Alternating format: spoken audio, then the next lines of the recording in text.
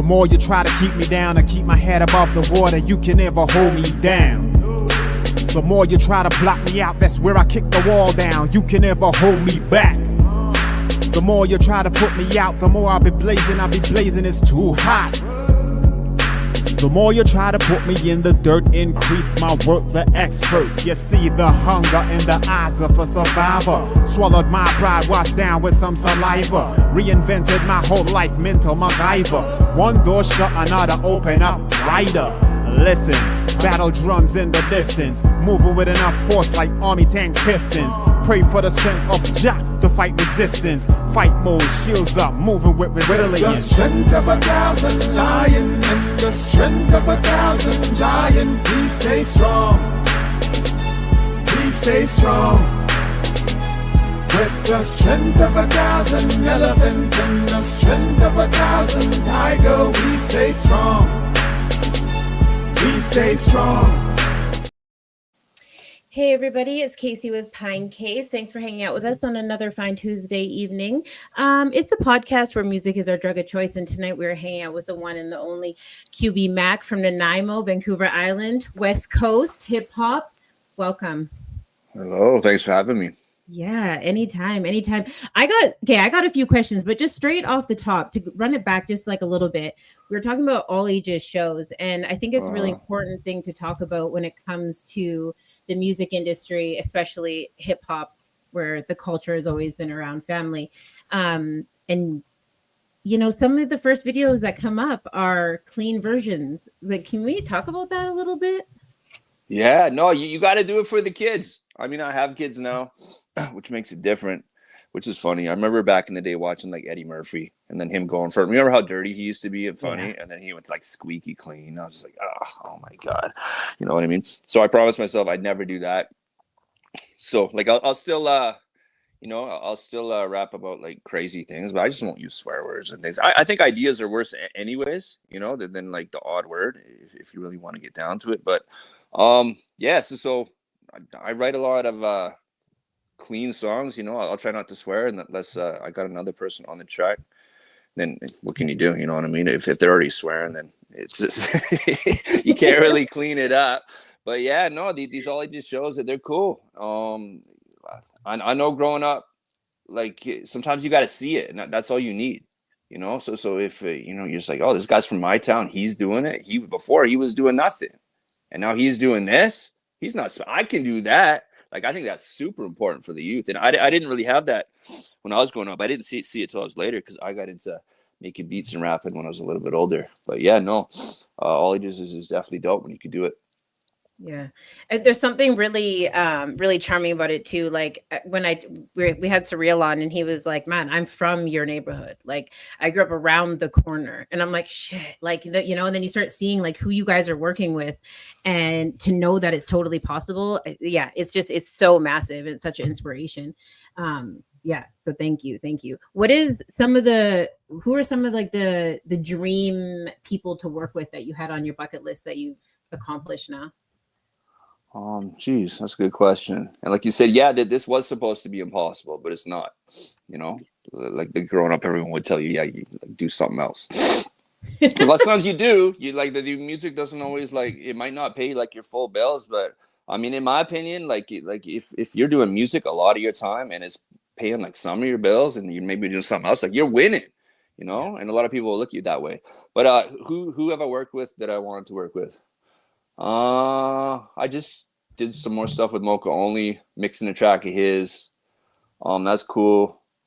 That's always a tricky question for me, because like I just like my time is so restricted. I just want to work on my own stuff, and like it's kind of like who is ever around and has a good attitude, I just want to work with them. And then I also like the saying, you never want to meet your heroes, you might be disappointed. Totally. Yeah. I just like I'm totally that way. Like even like when we do shows with bigger acts and stuff. Like I just don't want to be disappointed. Like I'm just like cool not meeting them or whatever. Like if they're a dick or something, then I won't be able to listen to their music. So it's just like if I'm a fan of their shit. So yeah, just keep it business. And it's just like just doing solo stuff. And then a lot of my fans complain. They just like notice like unsolicited. They're just like, no, we just want to hear you on your chill shit doing like your West Coast beats. You know what I mean? Yes. So it's like, okay, so I'm at the point where I got to be working at people at my level or better. And then that's so either I got to step it up or I got to spend a bunch of money to get these guys on the track. So that's where I'm sitting right now. So what I think is interesting though, especially about like Canadian hip hop music is that, so Mocha Only is definitely a staple, like pre-Drake, right? Like we know what Vancouver hip hop looked like. But in terms of like right now, I feel like the island they kind of have it on lockdown. Like, I don't know what the hell you boys have been up to over there, but I feel like when we talk about like West Coast Canadian hip hop, people immediately go to the island and like what everybody else has been up to. Like, unfortunately, you know, I think Drake kind of, whatever, he's lovely, whatever. But like, there's kind of like pre-Drake and then post-Drake, right? And as much as I hate that. And so it's interesting because whatever the mentality is right now on the island, like, which is a whole handful of very independent artists. Like, it used to be very like everyone comes together and everyone was kind of on everybody's stuff. But like right now, like off the top of my head, I can name like 5 totally happening hip hop artists from the island. I felt like I couldn't do that before. So like what you're contributing right now maybe is the best because of like kind of keeping your music, like, what's the word? Like not diluting it too much with like all that. I don't know. Yeah, for sure. Yeah. Like what I always say is like, even when you're in a group of like people, like-minded people, and like you're on the same page, like you always got to make compromises. You always got to work to their schedules. You always, you know, it's like tough, you know, there's pros and cons to it, but just like me being on my own, like I can just get it. Like the hardest thing is just getting stuff done because there's no one on my ass. Like, oh, get it finished. Unless I play for people and they're like, no, that's got to come now. But I also just thought of another name because I used to produce for Snack the Ripper like a lot back in the day. So I wasn't there day one, but I was there day 2. So like I've got officially there's 1 beat on his first album, but he made it 2 later. And then 2 beats on his second album, and then his group project was Sin and Evil. I produced like a quarter of that. So like I've worked with like lots of dope people, and I'm at the level where if like you're an underground rapper, I could probably send my beats and like get attention, you know. So I mean that stuff's cool, but yeah, no, I just want to build my own brand and stuff because that was part of what made me become a rapper. Was like I hated waiting on rappers to, like use my beats. Like you send it out, it'd be like 2 weeks. Like, yo, you using this? Like I don't know. Like, oh, you said you're gonna use it, you're not. You know, like all that stuff. But to touch back on the thing you brought up for initially, like the island, that's dope. I'd say the city has, you know, they're a little bit higher level, but there's definitely dudes out here like Rob the Viking's out here. He's got a studio. His studio's like I could throw a rock at it from ours.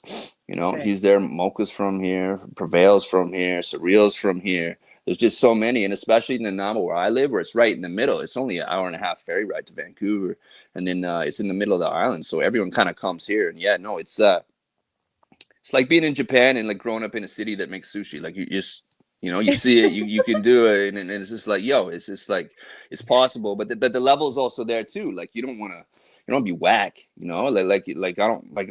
My peers aren't going to kick my ass. I'm not going to let that happen. I want to have fun too. You know what's another name that just came to my mind actually was Jakin. Like, where's that kid been at? You know what? Yeah, bring back hip hop. Like, actually though, Jakin. Sorry, he just posted a video the other day. Shut your mouth. Well, I hadn't thought about him for a hot second, to be honest, until you started saying like. Me too. No, I saw a reel. I saw it, like I was busy doing something, but yeah, no, I saw it. Dang, I'm gonna have to go check it out. Wow. Yeah. Wow. So okay, so like bring us back to the beginning then. Like when did you realize like making music was what you needed to be doing? What was it? Okay, so we would like when I was 16, 17, 18, we would like freestyle. We would just like, I don't drink anymore, but we just get drunk and go to parties. And then just like we would rap over like rap songs because like this is like we didn't have any beats. This is right before Napster and MP3s. And then no one had like singles with like the beats on or like the instrumental, you know what I mean? Like track 1 would be the full song, track 2 instrumental. Remember that? Yep. So yeah, no, we would just do that, and then it was like shit. Okay, I want to like maybe write my own songs, and then like there was no beats. Like I had to make my own beats, so I started doing that, and I was like, oh, this beat shit is dope.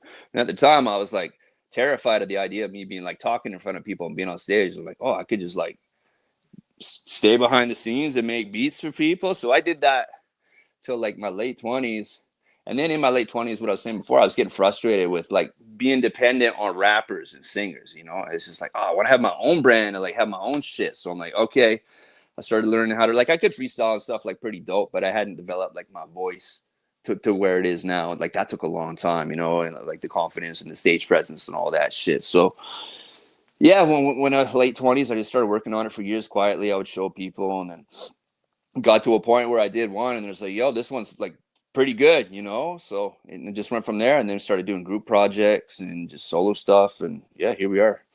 Yeah, sick. Thank goodness for that. Cause honestly, your shit's clean. Like, you know what I mean? I don't know. It makes me feel so proud when I get to like check out artists that have it like put together in such a way. And I'm like, yeah, man, Canada. Okay. You know, cause it's been a rough road for some people. And you got to make those sacrifices and those decisions. Like, are you going to like wash dishes? At what point are you going to like let go of that and go solely to this? Or like, does, you know, working in a kitchen, like make the money so that you can be able to produce it and all this stuff. And so I appreciate the sacrifice that you guys make, and women, you know, to give us such a gift, right? Because we're the ones that get to benefit from it. So. Oh, word. No, thank you. But it's a two-way street, you know, like I got the best job in the world. Yeah. Like I'm gonna make my income off music industry stuff. You know, rapping. I want it to make more income, but like I record people, I mix people. Like I learned how to do the photography, the video stuff. You know, like had some guys that were doing their first shows. I kind of coached them. You know, like booked this, did everything. I can DJ a little bit. I'm not as good as like the homies that really DJ, but like I can rock your party and shit. So I mean, there's just so many things. It's really dope. But it's like you have to do that now, right? Like you have to be versatile. Like we live in a space where there really is another option. I mean, thank goodness that people started really looking at like record deals and like what that was all about and big business and everything. But the way that the like social media kind of took it is like you have no choice right now but to like kind of be able to do those things for yourself, right? Like, are you going to hand off everything, pitch, you know, photography, all this stuff when you could be doing it yourself? So I think it's really interesting when people kind of take it on and handle some business and not, you know.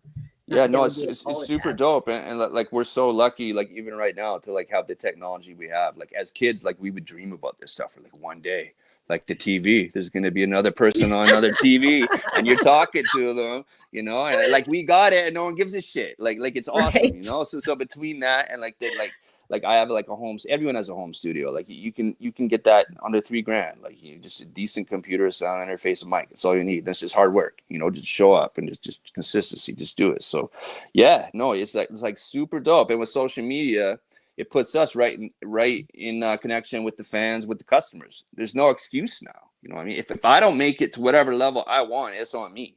Yeah. You know? Yeah, totally. Yeah, that's fair, right? Like you don't have to wait on like promoters and stuff to like make all your dreams come true. Yeah. And that's not a new thing. And it's like we're booking our own shows, so no one was booking us. You know, it's just like, fuck it. It's like, that's why I learned how to do music videos. I'm like, okay, I already hired the one homie to do it. He did 4. He's like, I don't want to do it anymore. He's busy. The other dude stopped doing it. I'm like, oh shit, I guess I can learn how to do it. So you just do it. Like it's crazy. Everything I learned has been like the mother necessity. Or invention is what's the saying? Invention is a mother of necessity. Yeah. You're a resourceful dude though. Like not everybody feels that way, or not everybody like puts in that type of sweat equity, right? They like try and then it doesn't work out. And then like, you know, I see a lot of people that are just like, I don't know, man. Like to like come at it, you know, and be every single day like that. Like, yeah. Well, no, I think I'll do a better job. Like I don't like it when other people mix my stuff like they're not going to do. Like, sorry, like there's guys out here that are better mixers than me, but like I'm gonna mix my stuff better. You know, maybe I'm a little delulu there, but no, like for real, like, you know, it's like I'm gonna do it. And my videos and like photos, like I know like my angles and stuff. It's like, okay, you know, like I was drooling in that shot. What do you use it? Don't use that shot. Right, I gotta look like cool, you know. Like I know you just want to get the project done or whatever, but it's like no, you got to show people in their best light. So yeah. And then part of what you're saying before, I was always afraid of being like a local rapper or like sounding Canadian in the bad way. You know what I mean? Like I just want to sound like a dope rapper, and I could be from anywhere. You know, it's cool I'm from here, but like my competition isn't local. It isn't really Canada. It's like who's the best out there. That's what I'm looking at. Okay, that's where the bar is. Let's see if I can get close to that. Yeah, it's a good mindset to have, though, right? And I didn't mean to put you in a box. I just mean that, like, I'm from. Oh no, Vancouver Island, it's all good. No, I know exactly what you're saying. Yeah. Yeah. Is there a moment that kind of like sticks out in your mind where you're like, yeah, I made it? Like, you know, like this is like the best moment that I've had, or like I would want, if I could do a night again, that would be the night. No, because stuff keeps happening, and then like I'm happy for a bit, and then me being so ambitious. Yeah. So it's like, okay, what's the next thing, you know? And then like I am paying the bills, but like I'm not rich, you know. So it'd be nice to get to a level where, you know, the music's bringing in a lot more money, which is on me. I just got to be more consistent, more persistent, which I'm doing now, you know. So just doing that, and yeah, just hustle. You know, it's great. We just opened a new studio 5 months ago. That was like a big like stepping stone. So we got a spot downtown Nanaimo, and we've got a retail area. We do everything like an all-in-one shop. So if you're a musician or a business and a rapper too, you can come in. We can do your logo. We can figure out your slogan.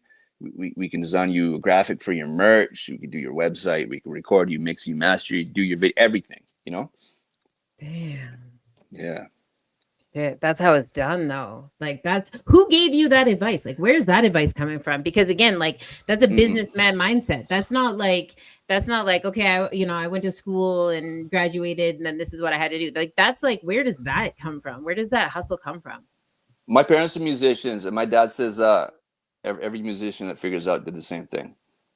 Right, because like you might be really dope with guitar and like you get gigs, but maybe not enough gigs to pay the rent. So it's like, okay, what can you do in the meantime? You could do guitar lessons as well. Okay, you could put on clinics. You can help other bands design their posters. It was just necessity. I had to do it, and then like until like about a year and a half ago, I still had a corporate job. Like I've always worked in marketing firms and stuff, doing graphics and websites. So which was complementary to what I'm doing.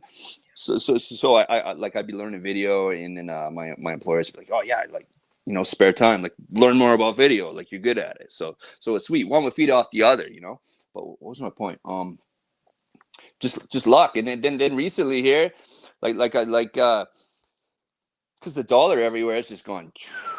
And I was in marketing, and the first thing that people cut is their marketing budget. So I was the low man on the totem pole at the last place, and they're just like, sorry, there's just like no business. And I'm like, shit, what I'm gonna do? Then I bounced back between that place and another place here in town. Like I've never left Nanaimo. I always tried to, but the industry grew at the same time as I got my diplomas here.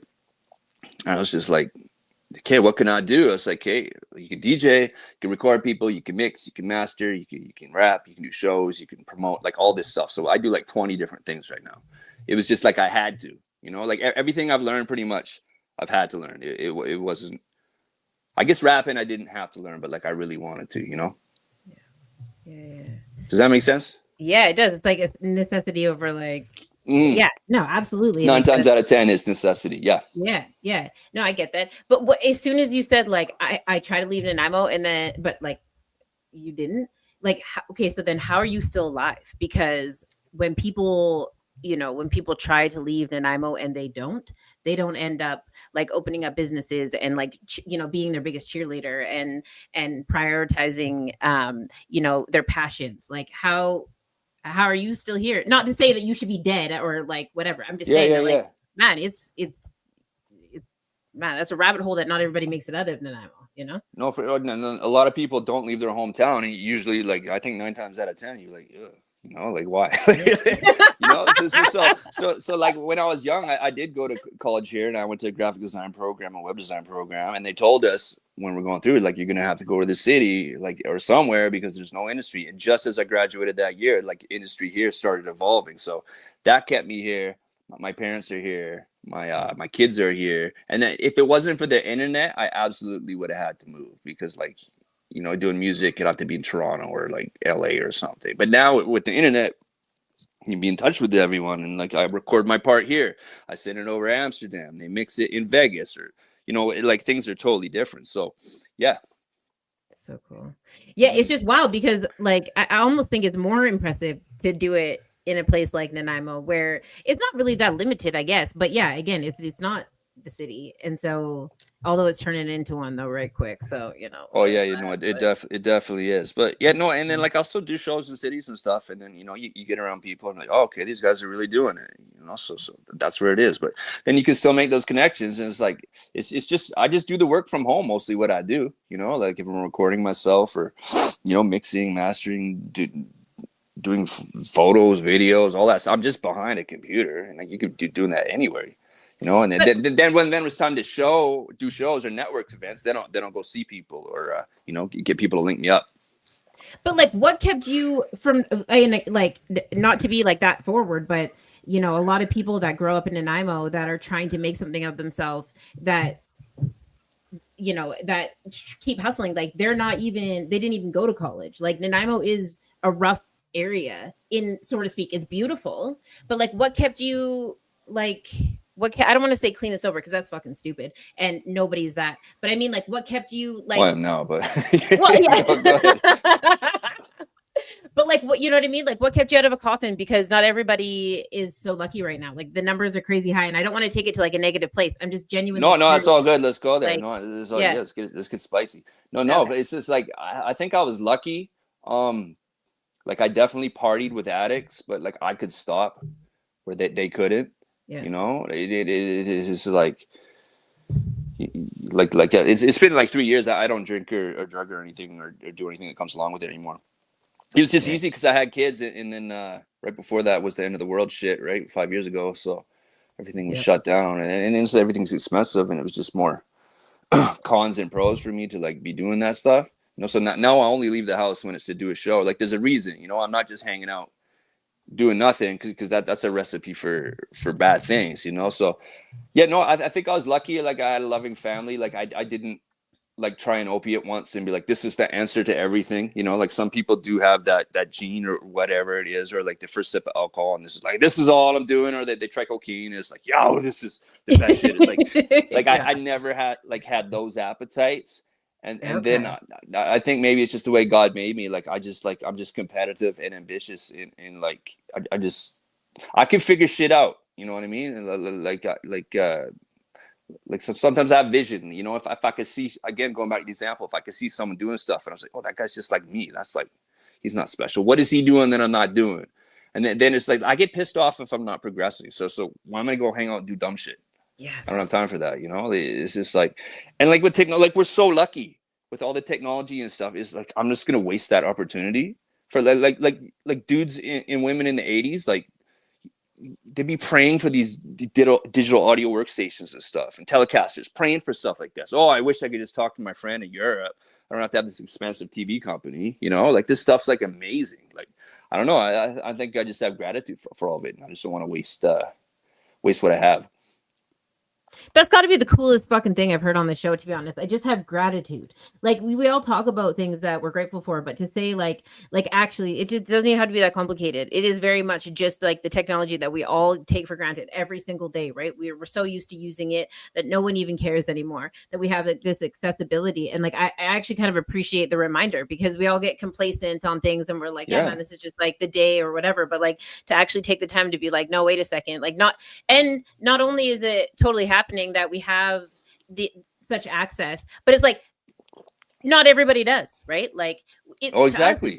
It's like super casual and it's not overly expensive. Like you're saying, you can do a whole setup for like 3 G's, right? But at the same time, like we're still blessed that it's like just casually a couple of G's. Like, it's a really totally obtainable. No. And thank you for saying that. Also, we could take it to a lower level. We have metal boxes that keep our food cold, so we don't go hungry. We have a bed, we have shelter. People, we have hot water for baths. Kings 2,000 years ago didn't have this stuff. So it's like it helped. And of course, like you forget, like it's just like life is life. It's gonna life on you. It's gonna have a shit day because it's a Tuesday. Right. Like shit goes wrong or whatever. But it's just like I just find it helpful to remind myself. And sometimes I bump into people that that they have even better perspectives than me about it. Yeah. The other day I was thinking about like I was having kind of an off day, and I was like, man, it's fucking cool that it's been that long that I can't remember when like I had a bad day. Like it's cool that, or it's wild that like I'm noticing that today's a bad day because it's been that long since my last bad day. Like how spoiled am I, right? Like that's rad. Or like I can't excuse me, remember my last bad day. Right. Yeah, exactly. And it's probably just some dumb shit. Like, I'm just worried about like where my money's going to come from. Or like, Yep. you know, it'll show up or fucking we'll make it work or some dumb thing, you know, like, oh, I misspoke about something, like just silly things, you know, like Yeah. you just get in your head over or whatever. Just, You know what I've been trying to focus on? So you know that feeling when like a check just hits your bank account and you feel like for just like a while that you could literally accomplish anything, like that money like feels like you could literally do anything. Like if you spend it in small portions over a long period of time, or if you spend it all on one thing or two or three things, and it just feels great. Like just that blissful moment that you don't actually do any of that shit with that money, but that feeling, like the first of the month, like we know, like Bone Thugs and Harmony already knew what they were talking about. Ludacris knew when he would say pimping all over the world, like that feeling for just a short period of time. I'm like, dude, that's manufactured. That feeling is manufactured, and I can absolutely feel that feeling without that money because I don't spend it on any of the things that I thought I was going to spend it on any fucking way. So yeah, no, that's like, dope. Right? Like focus on like just feeling that feeling for no reason. You know what I mean? Like I gotta Yeah. figure out how to like capture that for a bit. Maybe that was like back in the day hunting a moose, and you're like, yeah, I got some Yeah. for the week. You know, I don't have to worry. You know, Yeah. no, it's nice to have that, and then you can like, because it's tough to push through when you're worried about stuff, but like you got to keep moving because like every time I think it's the end of the world, I'm still here. You know. Yeah, that worry will get you though. That's what's wild. Like they say like stress is the number one silent killer, right? And as soon as we get on that train of like worry and regret is another big one that'll just like it'll eat your whole soul up before you know it. And I think you might be tapped into like the right thing by like staying motivated and like not letting things pass you by, because not everybody operates in that place. Like actually most people don't, to be honest. No. It took me a while to get here, I think. Because what do they say? Mastering something, you have to master yourself. Yeah. Right. I'm far from that. Don't get me wrong. Like, I love making mistakes and failing, and all that stuff. But yeah, just like bad habits and like hanging around with shitty people just like does nothing. Gets you nowhere. It is just like your show's about mental health, and like, yeah, that's a real issue with dudes because dudes won't talk about it till it's too late, and just like, yo, what happened? And then the people that probably shouldn't be talking about it won't shut up about it, you know. So like it's so crazy. I don't remember what my point is, but no, wait, hold on. Can we talk about this for a second? Because for sure.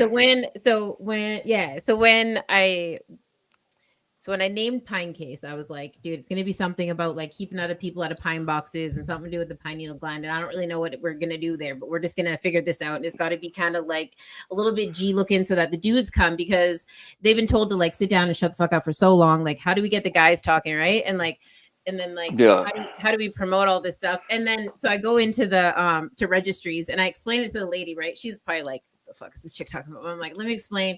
So what can I name it like legally? And she's like, well, wellness is a great. I was like, no, man. Like, dude, if you Google wellness, like, and also like not all of us are well.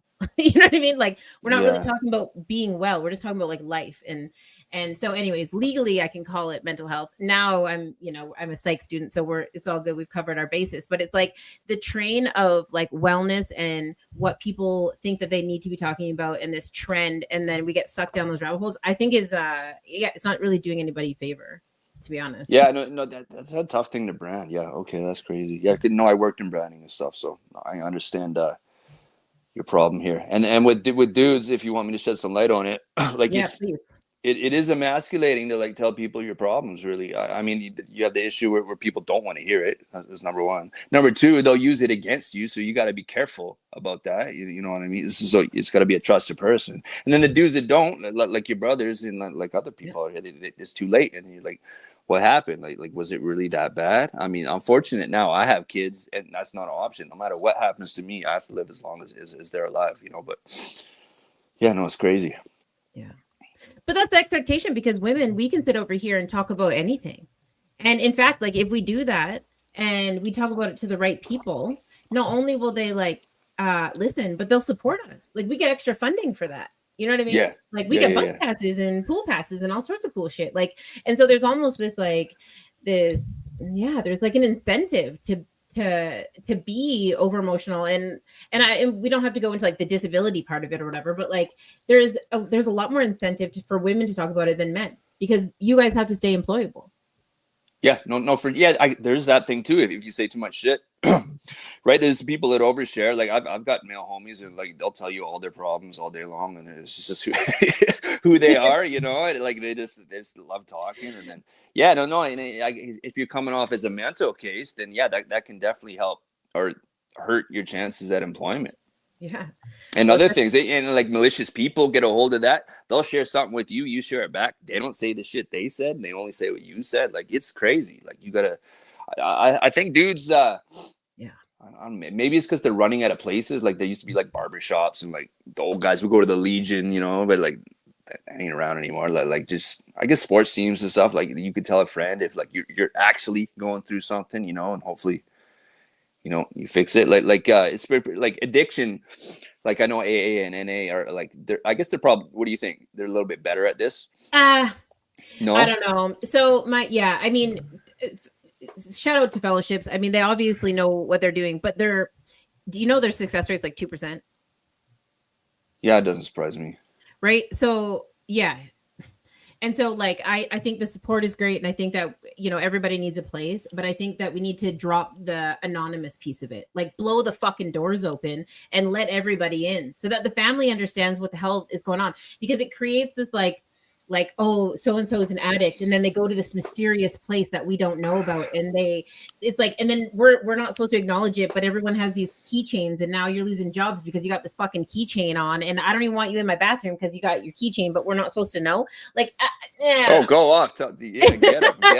You know what I mean? Like something needs to be changed there. Because a lot of the people, especially that call Pinecase, like they're like, my so-and-so is in active addiction. I don't know how to deal with that. And I'm like, wow, that, you know, I mean, Al-Anon is a little bit more for the family than the addicts, but still, like, why are these two conversations not happening in the same room?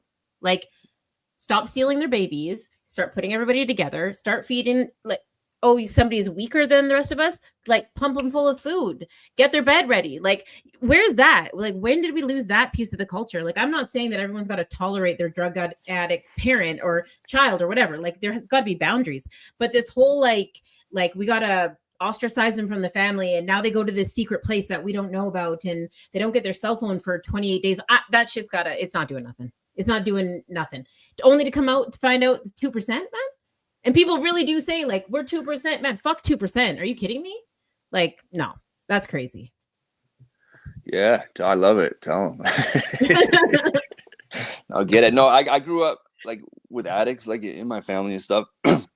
And so, but addicts do have to face repercussions for their decisions. At the end of the day, like, hey, even if, say you're born a crack baby, that sucks. Yeah. You know, but it's just like, okay, you're born with alcohol fetal syndrome, or okay, like your father made you drink or something. Okay, that sucks, but only you can fix that. That's, you know, lots of people don't, obviously, but it's the same as their weight. It's the same as your goals in life. Like, you as an individual have to go get that. No one else can. And then when your bad behavior gets to a point where it's affecting your loved ones, then I've been at that point where I have to cut people off. I'm just like, sorry, I can't do it. Like the homie Morgan Murray, he's back at it now. He was living on the streets. Yeah. And he's back making music. I thought he was gone. I was like, you know when it gets that bad, like you don't know, like. So actually, there's been a couple people that I've seen that I would see downtown in Nanaimo, like hanging out with the homeless people, and like you see someone you grew up with, and you're just like, that's not good. And that's the thing, like, it's so heartbreaking, right? Like, I remember going through like Hastings, like taking the bus and like, we're gonna go take pictures of these fucking people. Like, how invasive is that? But anyways, we used to go down there. Like, I was a kid, I didn't know whatever.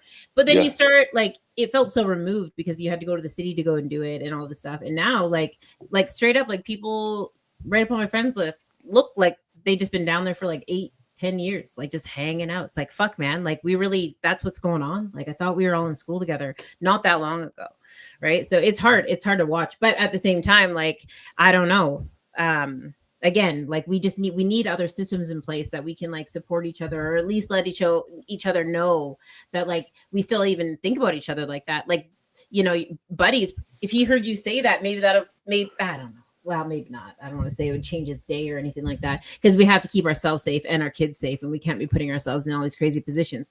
However, like, I don't know, this like separation thing. How do you deal with that? How do we deal with that as a society in a healthy way? Like, oh, we're definitely not treating it right. Not that I have all the answers, you know. And there's issue too.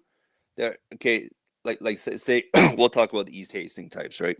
right. And I'm not super educated on the issue, so nobody hate on me too hard. But okay, so you have the people that are clearly out of their mind, and then they should be somewhere, right? Yeah. Okay, and then there's other people that are there by choices. And what I mean by that is like you could give them a clean house and food, and they still trash it. They want to party. It's just not going to end, you know. So yeah, like it's just like, where's the rock bottom for those people? And then where does it get to a point where it's like, okay, grandmas and kids can't go out anymore. A grown man like me can't go out and be safe. Like my homie that does MMA in the city got assaulted. Like, yep. Okay, like, you know what I mean? But we're allowing it to. Okay, so this is where it gets crazy, because like it's like sorry, I start so heavy because it just like makes me crazy. So the ministry, so child and family services, whatever, they say that if a parent is on drugs, that you need to cut the parent out of the life, and then they need to jump through hoops, and then they got to gain custody back. Okay, that's the standard. Is that what they do? I didn't know that. Yeah, I mean, long and short of it, right? So 3 months to 2 years, depending whether the kid's adopted out in the end. The point I'm trying to make is that they think that that's the safest way to deal with that. Yet the same ministry, or the one down the hallway, they think that it's totally acceptable to put the same fucking people downtown across from like the Tidemark Theater. Like remove people from inside their homes, right? Separate the families, all this shit. But then they're like, okay, but what we're gonna do is just like have the safe supply like right downtown with the kid. Like it just doesn't make any sense. Like you can't have it both ways. Like you don't get to like tear up families all over the place, but then have like your safe injection site next to the fucking, pardon my language, I swore more than you did. Get it. Go. I love it. You don't do that like right next to the library. Like, Matt, what is happening? Like, how can the same ministries or how are these choices being made? It doesn't make any sense to me. Like, it's not fair. Well, I can tell you your first mistake is you're expecting government to make sense. Well, it's never gonna do that. No, you're totally right. And I agree with like everything you said. No, it's just like, I don't know. Maybe it's got to be like a cultural change, or like there's so many like broken families and like parents that aren't together, and then like even, all right, because like I'm like my last name's Scottish, I'm like European mix. Mm-hmm. Like compared to like Indians that like East Indians that move over, their families are so close typically, you know, if they're traditional, and they'll live in the same houses and they'll help each other out. Whereas like, okay, our siblings will move on the other side of the world. We put our parents in retirement homes. We put our kids in daycares. Like they're in school all day. They're so apart from the families and almost trained not to be with that family union. I think that's a big part of it. I think, North America has got it backwards. Like I'm like half Jamaican, and my dad's side of the family, they're like, what is an old folks home? Like, get ready. Like, we'll buy the house and make sure it's all set up. But like, we're not going to an old folks home. You know what I mean? My grandparents have been living in this big ass empty house forever, and I couldn't figure out why. And then I finally was just like, can we talk about this for a second? Like, what is happening? And like the full expectation is like, well, it sucks to be you because you're the only grandkid. Like, and I'm like, oh shit. Oh, you're fully expected. Okay, cool. Like, I'm not that far down the road, right? Like, we can work that out. But like, why isn't that the standard then? Because we'd all have our bills paid off by now, and we all make fun of, the newcomers to Canada because of the way they're operating. But that makes perfectly good sense to me. Like, I think white people are stupid for doing that. Yeah. maybe Italians and like, I actually probably not Irish, but Italians might do it or something. But like we don't do that. And then I think it's another cultural thing. Like we put such high importance on career, like over family, and it's just like, you can spend you work so hard and you go up this ladder for this company that's not going to give a shit about you. You get three weeks of vacation a year. You never see your kids. And it's just like for what? And it's like, even when like I was making good checks doing corporate stuff, like I just waste my money. Like, it's just like, when things start getting hard, I just gotta look at the bills. I'm like, I'm paying for all this shit I'm not even using. It's just like, oh my God. Now that I have kids, I'm living on the cheap. My rent's cheap. I'm paying my bills doing music. Like I'm barely making it, but I'm making it. Like, it's like, oh shit, I didn't need all that stuff, like, so this is forcing me to take a look at family and what it really is. Yeah, I feel like I'm in like a similar situation because I'm like, you know, we send our kids out into this big bad world and expect like complete strangers to deal with them, and then all the other weird shit that happens that we don't need to get into. But it's like, Oh yeah. I don't know, going back No, to no, like, no. I'm with you on like you know I what I don't mean? Like, trust why? people. No, like no, no, no. Like you're crazy. I Right? mean, Like, like putting babies in daycare and man, shit. Like with all the stories you hear. no, Like yo, no, no, no. no, No, no, no. your Like it's prized possession, man. yo, Just with some like fucking what all day long. I Like, could never no, live with myself if like I did that and no, something happened. It's no. like even my kids. It's like no, they could stay with my mom, which is their grandma, and then we Yeah. have another family friend that's like a grandma as well. And it's like no, that's it. It's just like, Yeah. like people can't trust their uncles and shit. Like there's way too many horror stories. Like yo, Yeah. you kidding? Like Yeah. nah, like Yeah, no, I think the nuclear family or even the blended family now, like if we went back to bringing everybody near us again, and even on the block, like I want to know my neighbors. I want to know that shit too. Yeah, totally. who's got Like the having pool. Like, where's my kid going right now? Like, back at like 6:30 because we got food on the grill for everybody. Like, bring that shit back. You know all what I the mean? kids on the streets playing, and like that Yeah. all the neighbors Yeah. are cool. You know that that Yeah. guy's a little weird, but he's not that weird. Just Yeah. don't talk to him or whatever. Like he's grumpy or some shit. This is like no. Like yeah, I guess like people aren't having as many kids too, right? Yeah, So there's that as well, right? Because you always hear like the memes. It's like in the 80s and 90s, you would just go out like all day long. You drink out of hoses. You snatch a sandwich from a neighbor, and you'd be back before dark. And now it's like, would you get locked up for doing that? For letting your kid run around all day? Yeah. Oh yeah. Yeah. Oh yeah. No, that's like, yeah, you just mentioned like 3 out of 4 things you would 100% lose your kids for, which is crazy to me because like that's where you grow and like learn like trust your friends. Like you don't even need best friends anymore because you don't go leave the house. Like there's not really like a need for that sense of security or like to have somebody have your back because I mean, why? Yeah, no, I guess all your kids, I mean, all your friends could be online, but I mean, and then you'd probably suffer from depression because you never touch grass, right? So I don't know. Yeah, I have to admit though, like we're pretty blessed. Like if you go off my back deck, and I've talked about this before, it's kind of cool. Like so, it was like a total keep up with the Joneses moment. These new people moved in. There's no fence between our yards. It's just back alley, but we got like 3/4 acre sections or lots are big. Anyways, they move in and they get like a trampoline. We already had one, so we got 2 trampolines. Okay, so then the guys over here buy trampoline. Okay, so now we got 3 yards of trampolines, right? Then they buy a pool. So I'm like, oh shit, right? So these guys get a pool. So I was like, okay, yeah, we'll get a pool. And I was sitting off my deck and I was looking and I was just like, this looks like the 90s. Like it looks like the 90s back here. Perfect. Like, yeah, all that's these really trampolines, dope. all these pools, all these kids hanging out, and then it like forces us to like hang out over the fence and stuff. And like I literally like had like a lean over the fence moment the other day, and I'm like, why am I like 40 years old and I'm just having these moments now? Like my parents were rocking these early. Like my kids are halfway grown, and like it took me this long to get to this place because I refuse. Like if you live next to me, we need to know each other because I want to know why your dog is driving me absolutely nuts. Like we need to know. Yeah. Like I'm gonna knock on the door. We're gonna talk about it because I'm certainly not calling the cops. Like yeah, no, you can do that later if it doesn't work. Yeah. No, that's dope. I think that's better too. Like if you're in the city, you're not gonna know your neighbors. But if you're in a neighborhood, and your neighbors aren't total dickheads. Like, no, it's like cool to have like that community, right? Yeah. They say it takes a village to raise a child. So, yeah, having look at us, a bunch of old people back in the day. It was, But that's the shit, though. Yeah, man. Yeah. It actually like I could like as soon as you said I could like taste it. I'm like, I know exactly. Yeah. Riding your bike. Oh, that dirty water. Yeah. Yeah. The first hit to be super rusty. Like, Totally. Yeah. Or like piping hogs is like middle of summer. Yeah. Oh, Totally. Wow. Yeah. That's cool. So okay. So tell me then, I'm curious now that we've got to know each other a little bit. Like, what's one of your songs that you really enjoy? Like one that you maybe isn't for everybody, but like, what's your favorite song of yours?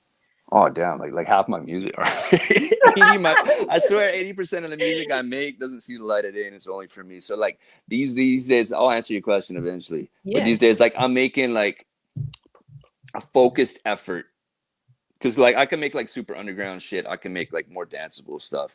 I'm making like a focused effort to make like, I'll say like anthems and hits, you know what I mean? So stuff that does appeal to more people. Like it's harder with hip hop because like a lot of people get a sour taste from it, you know, like they all think it's gangster rap or whatever. And then even with me getting older, even though I got flavor and maybe I look a little bit younger, right? But like right away, like I'd be making shit and they're like, oh, this is like the old school. This is like no. Like I like, you know, like my demo, like I check on my analytics is 25 to 45, you know, and like when teenagers see us, they're like, oh, that's dope. They just got to see it.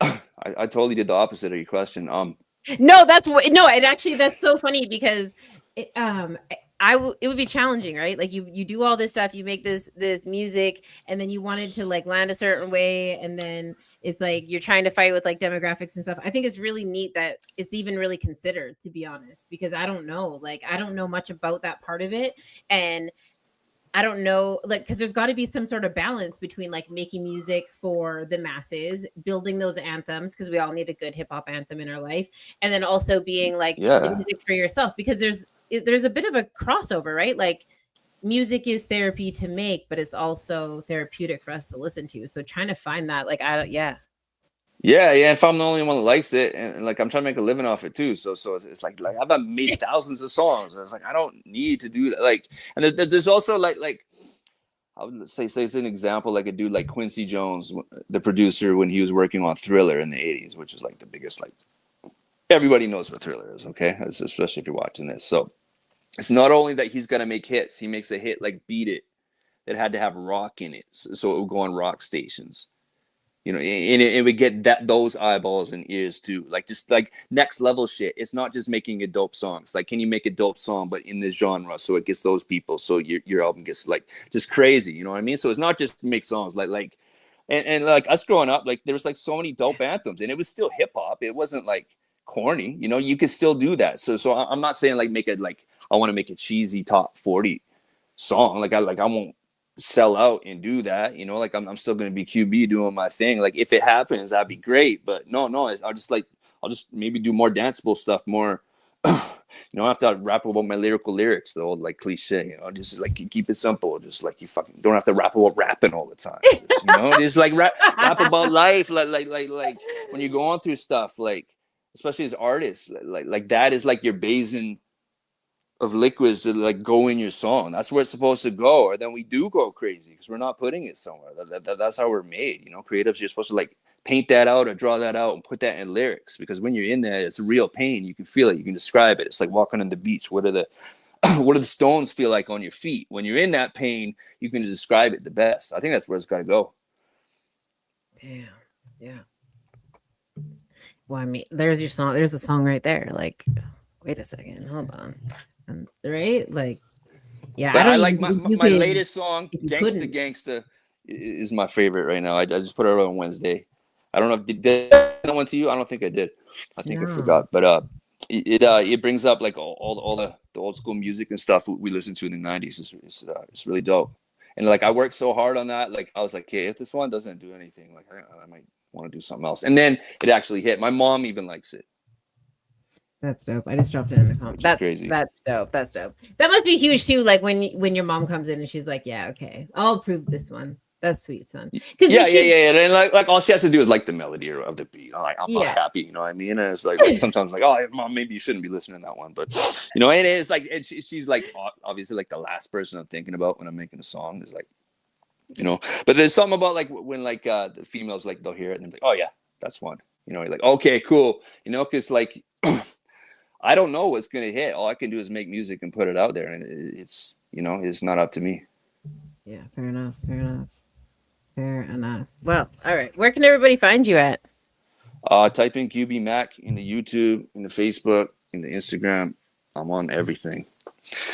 And hit me up. I'm putting up music all the time. I'm doing stuff like this. I'm doing music industry things, you know. It's just all about having a good time.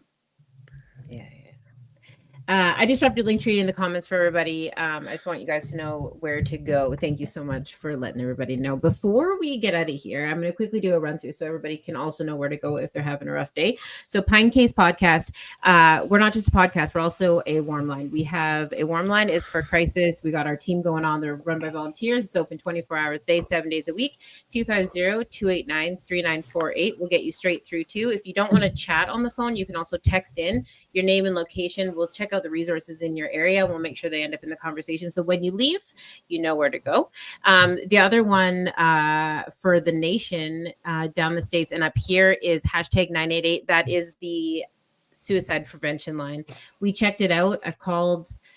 They know what they're doing over there as well. So please don't sleep on those numbers. Write them down. Make sure you guys got them in your pocket, in your notebook, or wherever they need to go. So again, Pinecase Warm Line is 250-289-3948. And #988 is the crisis line for Canada and the US. QB Mac, darling. Thank you. Thank you. Thank you. That was fun. Yes. I appreciate you so much. Thank you for coming and hanging out with us this evening. Man, listen, like I'm super fucking stoked to have had this conversation. And if you ever get bored on a Tuesday evening, you want to come and hang out, you let us know because let's do it. Light a fire on man. I'm gonna do more of this stuff. So yeah, let's get it. Okay, sounds good. Thanks for everybody for hanging out with us tonight in the comment section. You guys take care of each other, stay safe, and we'll see you next Tuesday. Peace, guys. We stay strong. If further you take my rights away, I'ma run to it, refuse to hear my voice. Speak loud when I spit it, but you don't get it. You just wanna be a side critic. See somebody else showing hate in the side of the road with it. Now how would you feel standing on the sideline and watch the color of a nation deteriorate over time? The flag real high, but compassion 6 feet below. Now you're searching for that justice that decided to never show. Deny my place, I'm back with a trace. Keep up the pace, tight lace, game face. Get back in the race. Whatever they did could never be undone. Every dark night ends with the rising of the sun.